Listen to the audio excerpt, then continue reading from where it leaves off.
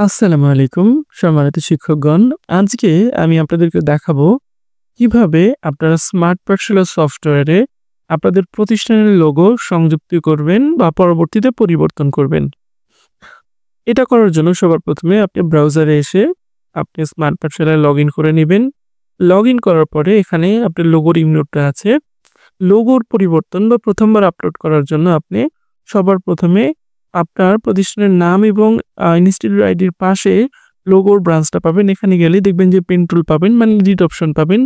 এই এডিট অপশনে ক্লিক করলে পারে আপনাকে ডিরেক্ট আপনার কম্পিউটারের প্রোফাইলে নিয়ে যাবে। এখান থেকে আপনার লোগোটির লোকেশন যেখানে আছে বা যে জায়গাটায় লোগোটা রেখেছেন আপনি সেই লোকেশনে চলে যাবেন এবং লোগোটাকে আপনি ডাবল ক্লিক করার সঙ্গে দেখবেন যে কিছুক্ষণ লোড নিবে এবং এখানে সুন্দরভাবে আপলোড হয়ে যাবে।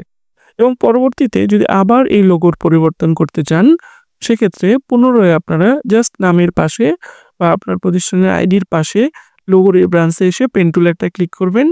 করলে পুনরায় আপনারা আপনাদের কম্পিউটারের ব্রাউজারে চলে যাবেন এবং নতুন যে লোগোটা সংযুক্ত করতে চান, জাস্ট লোগোর উপরে ডাবল ক্লিক করলে পারেই নতুন লোগোটা এখানে সংযুক্ত হয়ে যাবে।